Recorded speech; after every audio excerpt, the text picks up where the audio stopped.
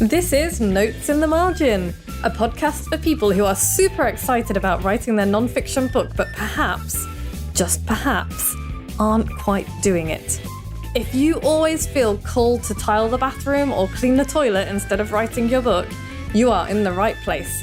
Your host, Vicky Quinn Fraser, has been there, done that, and has literally written the book about it.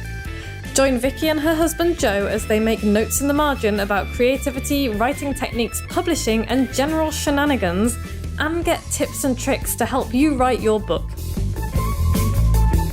Hello, and welcome to the Notes in the Margin. Hello. You right there? Yes.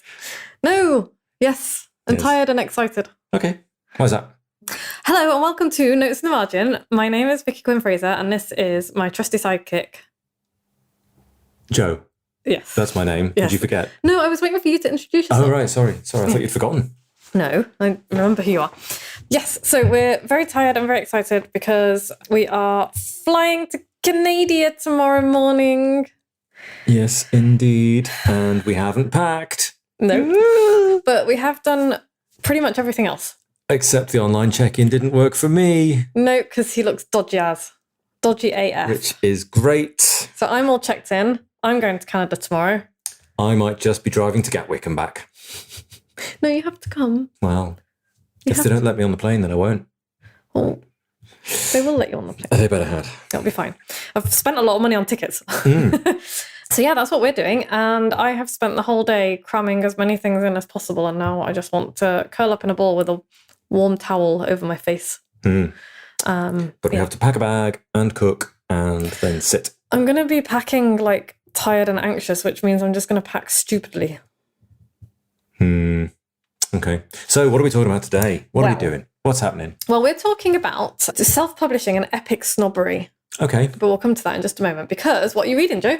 I don't really know. It's not The Secret of Chimneys by Agatha Christie. Finished that. It was all right.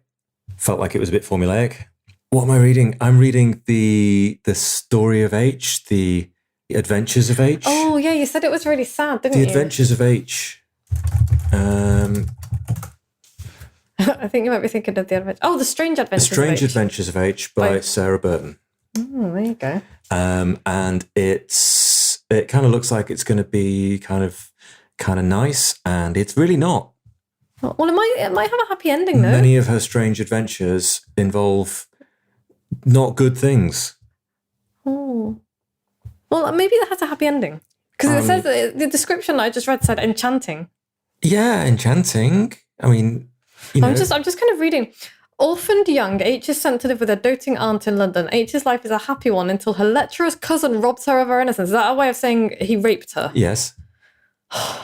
And the plague takes away the city and the people she loves. H is cast out, friendless, pregnant, and destitute. And then the Great Fire of London happens. Oh, wow. It's like Jesus. You did not want to be a woman in, well, anywhere ever, frankly, fucking anywhere at the moment. But yes, in the 1600s in London. We learned all sorts of awful stuff on Jack the Ripper tour as well, didn't we? Yeah. And she is currently being exactly what you'd expect her to have ended up being. A prostitute. A prostitute. Because it's literally the only avenue open to women who, for mostly reasons not of their own making, end up on the streets in London. Yeah, she definitely couldn't be blamed for the plague or the Great Fire of London or the fact that she was raped. No. Although I'm sure plenty of people would have blamed her for the fact that she was raped, because people still do that today. Double thumbs up. What were you wearing? Why were you out late at night? Did you lead him on? Etc., etc. So that's cheery. Really... I think it sounds like it's got a happy ending, though. I hope it has. Yeah. Because it's just been 100 pages of misery so far. I mean, I think it's a good thing for you to read it, because, men should read stuff like that sometimes. What are you reading? I'm reading The Man Who Died Twice by Richard Osman, and that sounds kind of like a Bond movie title. It's the second book in the Thursday Murder Club. Oh, yes. Yeah, and I'm really enjoying it so far. Okay, cool. Yeah, for all the same reasons that I enjoyed the last one. Are you taking it to Canada? I am. Good. Yes. I will read it after you then. So that's my fiction. And my non-fiction, I've just started reading Selfie by Will Storr, which I'm also taking to Canada. Will Storr is a long-form journalist, and he's awesome. He's an investigative, like proper old-school investigative journalist. And he also wrote The Heretics, where he went around the world looking at weird conspiracy theories and why people believe the things they believe against all evidence. And that was a good book, wasn't it? Yeah, I remember that. And Selfie, so far, I've only read the first chapter, but I'm already like absolutely hooked. It's so interesting. And it's just about what makes us who we are, why we're so self-obsessed, what a sense of self is, why people kill themselves and why suicide is rising rapidly, and how changing society and changing media is perhaps contributing to that. And, you know, how a person can break so badly that they would rather die than survive. Mm-hmm. And he kind of starts there, and then it's like looking at all of, well, I've not got very far, but it's absolutely fascinating so far. Cool. Really interesting. So I'm really enjoying that. And then what's been going on at the Dingle? Exciting things. Well, we have boarded up the shower cubicle. Yes. We have test fitted the shower tray. Oh my gosh. Holy Moses, that was close. Because we measured everything exactly. And when I say exactly, there isn't even a millimetre on each side as we slid the shower tray in. And the shower tray is made of stone resin and it weighs more than both of us put together. And it was like, is this even going to fit? What we're going to do if it doesn't fit? We're going to have to cut the bottom out. That's going to be a giant pain in the bum. Yeah. But it fits so perfectly. Like it literally, you couldn't get a bit of paper down the side of it. Nah. Ridiculous. Ridiculous. I feel like we've won at life. No, I think we've like over measured it and not given enough float, because that could have gone either way. Yeah, we probably could do with a mill on either side. Yeah. That'd be safer. But it fits. It fits. Don't know if it'll fit with concrete with cement underneath it, but we'll find out when we come back. It's not going to get wider. So yeah, we're really pleased with what we've done so far in the shower cubicle. We've almost finished boarding out, but we ran out of flipping washers. Of course, because that's how we roll here. Running out of something that costs nearly nothing, 80% of the way through the job. I know, it's so annoying. This is like the story of our renovation. But what we're currently embroiled in is 50 different tiles. It feels like I've got a lot of tile samples because we're trying to decide what color what tiles to use for the shower cubicle, and I didn't like any of the ones that we had, so I've ordered 4 more samples that arrived today, and I like all of them very much. Which doesn't really help. No, I think we're going to be brave though and go for the turquoisey ones with the pattern. You think? Yeah, I think that's what we're going to do. See, I mean, I think aesthetics are your thing, and making things lovely is your thing, and figuring out the size of the joists we need to put under the floor is my thing.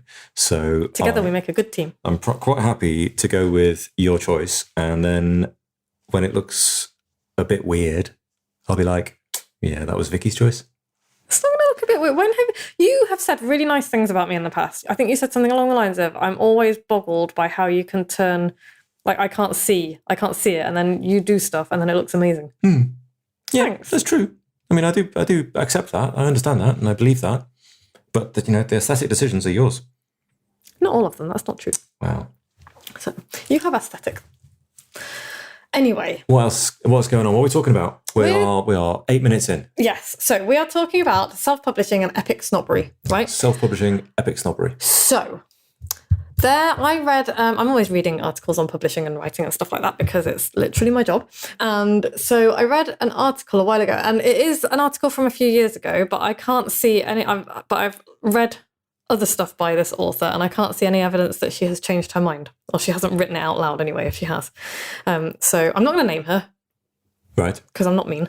But she is a traditionally published author, award-winning traditionally published author, okay, and has declared that self-publishing is an insult to the written word, and says, I would rather share a cabin on a Disney cruise with Donald Trump than self-publish. That is what she screeched in her article. She sounds great.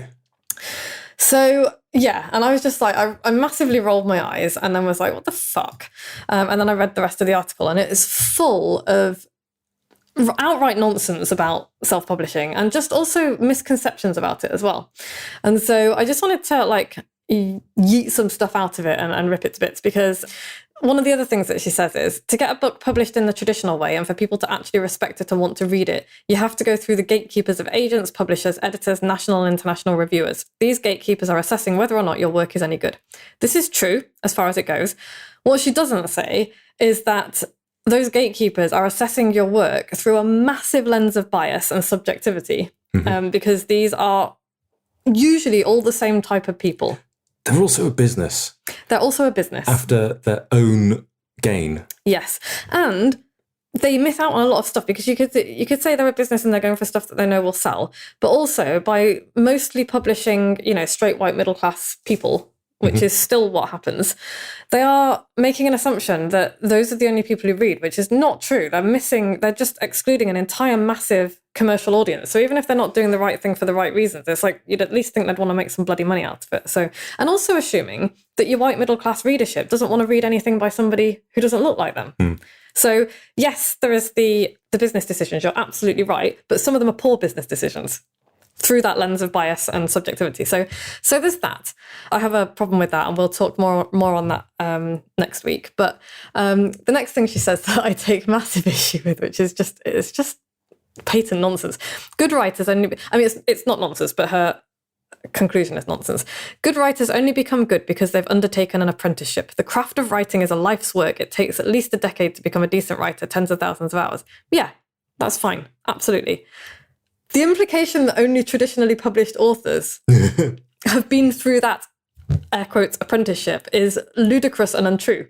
It's like, I've been writing and learning about writing since I could write, since I was like 4 years old.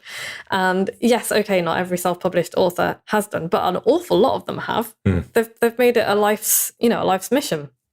And her proof of this is an old Margaret Atwood story, and I've heard this story before in different places. She was at a party with a brain surgeon, and when the brain surgeon found out that she was a writer, he said, "Oh, you're a writer. When I retire, I'm going to write a book." And Margaret Atwood replied with, "Great, when I retire, I'm going to be a brain surgeon," which is like, lol. Yeah, it's funny. And I get that. It's like the idea that you could just drop your brain surgery and then write a book without any practice is. But not only traditionally published writers have been writing for years. And so I present, in refutation of this nonsense opinion, Virginia Woolf, probably one of the earliest original self-publishing badasses. I'm assuming the author of this article would not consider Virginia Woolf to be an insult to the literary tradition. But the difference back then is that she was independently wealthy and could afford to self-publish, and did. She had her own publishing thing, and her brother-in-law also published her, which, hello, nepotism, blah, blah, blah. And I'm not saying that she didn't deserve it. She was obviously an amazing writer.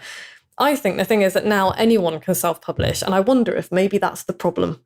Because suddenly you have got this whole raft of new writers that are able to publish work that they would never otherwise be able to get published, and not because they're not good enough necessarily, but because they simply don't live up to the narrow standards that publishing houses are looking for.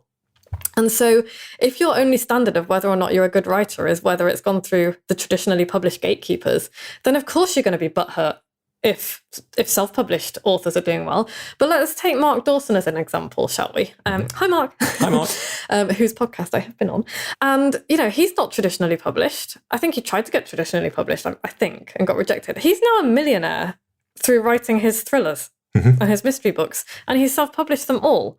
And okay, they didn't get through the gatekeepers of traditional publishing, but they've done his business loads of good. But even more than that, millions of readers read every single one of his books and pay for them. And so if we're looking at measures of success and good writing, let's look at the end user, shall we? And the people who actually read and publish the books. Are people enjoying it? Are people enjoying it? Yeah. And so this is a whole bunch of problems that I have with the epic snobbery surrounding this idea that traditional publishing is the only proper way to write a book. And it might have been in the Victorian age. Well, it wasn't even then, because there were so many self-publishers then. Yeah. Usually people of independent means, because they had the money to do it. Yeah, but the traditional publishing industry is I have a lot of love for it. I also have a lot of frustration with it. But to suggest that it's the only way to become like a proper writer, and to suggest that self-publishing is an insult to the written word, I'm sure she wrote this piece partly to be provocative and to try and get some attention and all the rest of it. But I just think that I'm just like, okay, you might be an award-winning author and all the rest of it, but your premises are shaky, dude. It's like patently untrue, some of it. And it's very frustrating, because this attitude stops people from wanting to write a book, because they're like, oh, I'm never going to be able to get traditionally published. And it's like, well, maybe you won't, but that's not your only option anymore. And then you've got this kind of, oh, well, if I can't be traditionally published, then I'm just some sad sack who's printed a few books for myself. And that's not how this works anymore. And so I've kind of I'm cross about the article, and I'm cross about that attitude. And, I still come across that attitude as well. Like, people get really excited about having written a book, and it's, you self-published. It's like, yes, motherfucker, I did.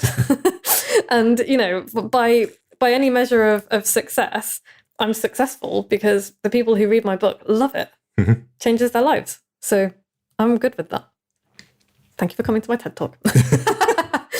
You know what? Maybe I will turn this into a TED Talk. If TEDx are listening and you would like me to create a TED Talk based on this with fewer motherfuckers in it, I would love to do that. I would love to do a TED Talk. That would be so cool. That would be cool. Do you think I could? Why not? Yinka did a TED Talk. Hi, Yinka. Hi, Yinka. And Yinka's TED Talk was amazing. Oh, Yinka's amazing. She is. Okay, so yes, I have this problem with this towering snobbery because it has traditionally excluded everybody who doesn't fit a vision of what a few dusty old white dudes decree as acceptable literature, and I say balls to that. Things are changing. It is getting better, but it is still an issue. And here are a few of those issues. Black people continually being tone policed in books. Right. Continually. It's like, you can't say that. That's not going to be palatable. Right. That's not going to work well with the middle-class white audience. Yeah, which isn't true anyway, by the way, but yes. Could you... And so if you listen back to another episode of the podcast where I interviewed James Pogson. Hi, James. Hi, James. And he was talking about how he used to write for... I think he used to write for TV. But anyway, he would often get told... Like, he would write a black character who was like a lawyer or, somebody, and they would be like, is he not like smoking spliffs or something? And it's like, no, no, that's not what. So that is an example of how that can, how that can affect black writers. Voices dampened and squashed, dialect changed, and then this happened to somebody that I know of, and this was fiction, but was asked by the publishing house, "Can you write a disabled character, please?" "Sure, I can do that." Came back, "Okay, but not that disabled." It's like that was I know, right? And it's just like what. So yeah, this is what happens. This is the kind of thing that can happen. And I am absolutely not tarring all publishers, not all publishers, but I'm not tarring all publishers and all editors and all agents with the same brush. I'm not doing that.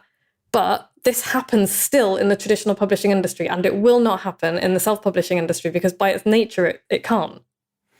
So this is like, and I'm also going to add on to that. There are also a load of small traditional publishing houses that are amazing. Like Jacaranda Books is one of my favorite examples of that. They publish incredible books, mostly by Black authors and authors of color. But I think also they do LGBTQ plus as well. So, but again, these small publishing houses, they can only take on so many authors. They have only so much capacity. So self-publishing is awesome. Cool. Yeah. Okay.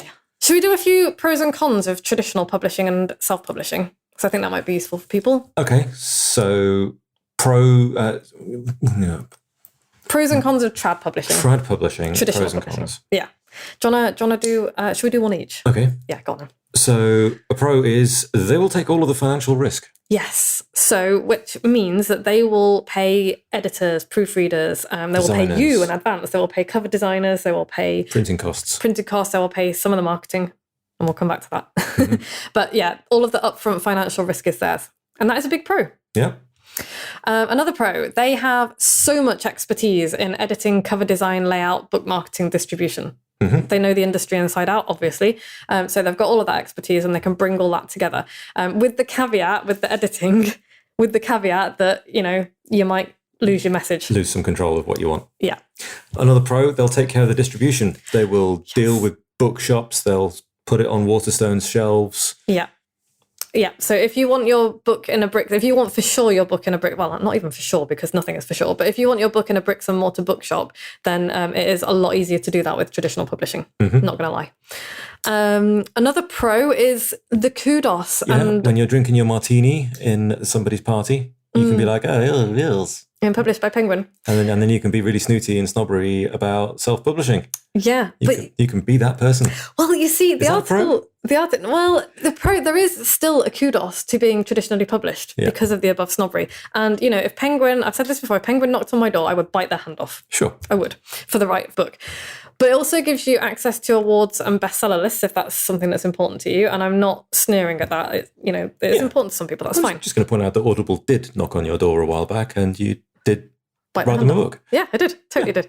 But yeah, what you said about, you can sit in a room with other published authors and be snooty about it.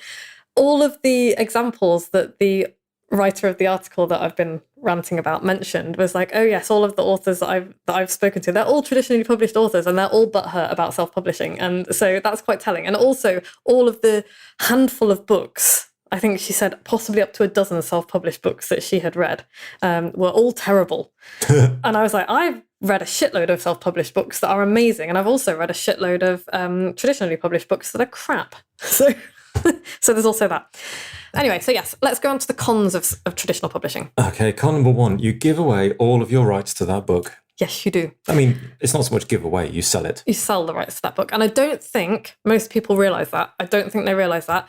You own the copyright of the words you write because it's automatic. As soon as you write something down, you own the copyright. You don't need to register it or anything. It's just enshrined in law. Mm-hmm. But as far as the actual book in that format, in that printed format or the ebook format, you have no rights over that book anymore. So if you want to re-release it with a different cover or under a different title or do a second edition without the agreement of your publisher, you can't do that. No. And also, if your publisher wants to re-release it with a different cover or sell it to a different publishing house whose morals and business practices you don't agree with. If they want to paint the cover pink and they can do. Yeah, they can do. And you have unless you are a really big name with a lot of clout, you are not going to get a lot of say over that. And that brings me on to the next con of traditional publishing, is that you have generally little control over the cover design, the layout, the title. Even the messaging and the voice, as we've mentioned, can be stomped upon. So just bear that in mind. They will listen, and I think it does depend on who your kind of handler is in the publishing house. And so I'm not saying that they're just going to stomp over all of your dreams absolutely roughshod, but just be aware that you're not going to have full control over that kind of thing. Yeah. And there is a certain amount. I'm going to go back to the pro. They know what they're doing. They know what cover designs sell and all the rest of it. But if you really hate it and they really love it, tough. It's tough. You're gonna have to live with that. So, yeah. Next con. Another con: your royalties will be less than 15% unless you get an extremely good deal after you've made back the advance. Yeah. So that's not very much money. Like if you think that a paperback is sold at £12.99, what's 15% of £12.99? Well, 15% of £10 would be £1.50. Cool. So I don't know, £1.70 or whatever.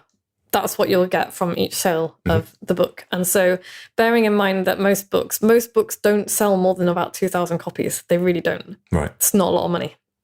So, and another con kind of related to all that is, even though it might seem like they will do all of the marketing and not all of the distribution, you're still expected to do most of it. You're still expected to have a platform of your own, to be able to publish it, to be able to do a lot of stuff. You will probably have a PR package. I got some PR stuff through when working with Audible, but you're going to be expected to do most of the marketing yourself, unless you're Stephen King or J.K. Rowling or whatever. Yeah. So that's just a few things to think about. That's not an exhaustive list of pros and cons. It's just the main ones that I could think of. Pros and cons of indie. Yeah, pros and cons of indie publishing. Okay, so first pro, you retain ownership of your entire book. The whole book. Really important, you want to reissue it, you want to do a second edition. You can do whatever you like with it. You want to chop it up and call it blog posts, you want to call it articles, you want snippets of it in magazines, whatever, it's yours. It's yours to do with whatever you like. Yep. Next pro, you have full control of everything to do with your book. Yeah, which can also be a bit of a con, because it can be overwhelming. All of the decisions are yours, but you will not end up with, hopefully, you will not end up with a cover you hate, and that kind of thing. So yeah, you get full control. Another pro, you can use your book however you like in promotions and giveaways. You can give your book away. Publishers do not like it when you give books away for free, because they don't make the money on it. So, but we know, especially if we're writing nonfiction, even with fiction, giving away a book can be a really good thing to do, because it brings people into your world. It's a good lead magnet. Yeah, I mean, if your business is not fundamentally writing books, if your business is training people or offering services or providing whatever, then the book is part of your marketing. Yeah, but even with fiction, all the money in fiction is made when you have series of books, really. If you give away the first book in a series or the first couple of books in a series and get people hooked, they're then going to want your whole back catalogue. And I think traditional publishers are cottoning on to that now, But it's a lot easier to do it if you've got control over everything. Yeah. So another pro. You keep all of the profits. After your costs, yeah. After the costs, yeah. You pay all the costs, but the profits are all yours. All of them, yeah, which is great. It's nice. Profit is good. Another pro, you can produce as many editions and versions as you like, however you want, which is cool. Let's go with a con. You're going to take all of the financial risk, and that could be considerable. Yes, I think upfront cost, depending on how much you do yourself and how much you get other professionals to do. It doesn't have to be super, super expensive, but the costs can mount up. And so that's something to keep in mind. Do your sums first. Another con, you have to deal with all of the separate threads. So even though you have full control over everything, that means it's also your responsibility. So editing, cover design, layout, proofing, marketing, it's all part of the process. And that can be very overwhelming. And that is also a legit reason why people sometimes think, you know what, I really want to go traditional publishing because I don't want to deal with all that stuff. And I totally get that. I totally understand that. So that's also something to think about.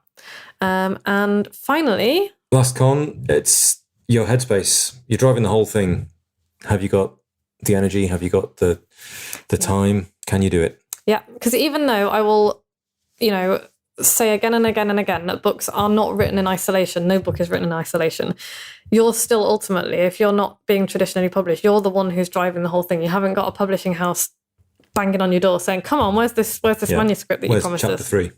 Yeah, so if you are a person who can do that alone, then indie publishing is a good thing for you. If you know that you're not a person who can do that, then either think about working with a book coach, someone like me. Hello. Yeah, have someone who can drive you. Have someone who can drive you, or know that, you're going to have to go get a publisher and get them to drive you. So something to keep in mind. So tricky. Yeah, so think really carefully. I'm not saying do or don't do one or the other. I'm saying think really carefully about what you want from your book, what you want to, how involved you want to be, all the rest of it, what your book's going to do for you, and weigh up the pros and cons of each before you decide. And also remember that traditionally publishing doesn't mean that you can't later self-publish something and vice versa. The Martian was originally self-published. Right. I think. I'm pretty sure that's true. Definitely a book called Wool, which we read, that was definitely self-published and then got picked up by publishers. 50 Shades of Grey, hello. One of the biggest selling books of the last 15 years. She self-published that. And as soon as people were like, oh my God, everyone's reading it, publishers were like, ooh. And now it's been made into a feature film and she's a bloody millionaire. Translated into dozens of languages and Yeah, so do not think that self-publishing something means that you'll never be able to traditionally publish. That's not how this works. You have many options. So yeah, I hope that has helped if people are like, oh, I don't know what to do. I feel like that was quite helpful. Felt like a good one. Yeah. What's the takeaway, Joe? Takeaway, consider what you want your book for. What do you want it to do? Why are you writing this book? Who's the audience? How do you want to use it? Yes. Those are important things to consider before you decide which route you're going. And talk to people who have traditionally published and talk to people who are self-published. And if you can, talk to people who've done both. Because you want to see what their experiences have been like. And that would be useful as well. So, okay, so next week, and it leads on, next week does lead on a little bit from this week. We're going to be talking about how representation matters. Okay. Because The Little Mermaid. Yeah. So we're going to talk a little bit about that and all the associated nonsense and how you can make a difference. Cool. Yeah. In the meantime, though, if you would like to work with a book coach because you think I would like to independently publish my book, but I know that I won't be able to drive the whole thing on my own, then I would love to work with you. And I have currently got 5 spots for my October book breakthrough jam sessions. Cool. I'm filling those now. I would like to get them all filled. Or, if they're all filled, you can book for November. Maybe get your first draft done before Christmas. How cool would that be? Oof. How cool would that be? That would be cool. It would. And you can find out more about that at moxiebooks.co.uk/book breakthrough.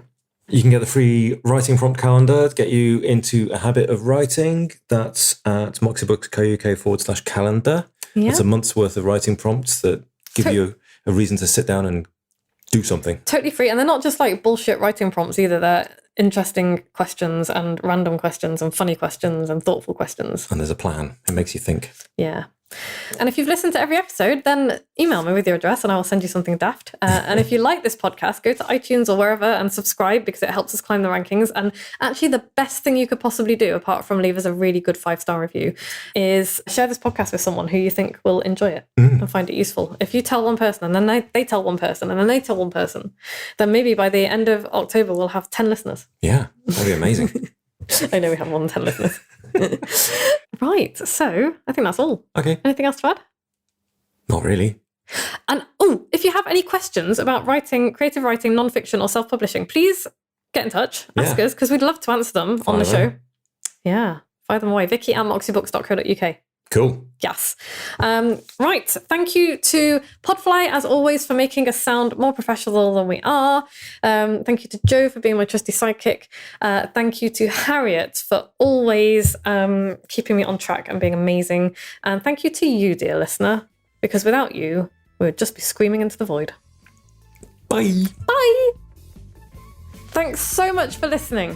Check out the show notes at moxiebooks.co.uk/podcast for links to everything we've mentioned in this episode. Remember to subscribe to this podcast wherever you get your podcasts from. And if you'd like to hear more from Notes in the Margin, you can sign up to get regular emails from Vicky into your inbox at moxiebooks.co.uk/notes in the margin. We'll be back same time next week.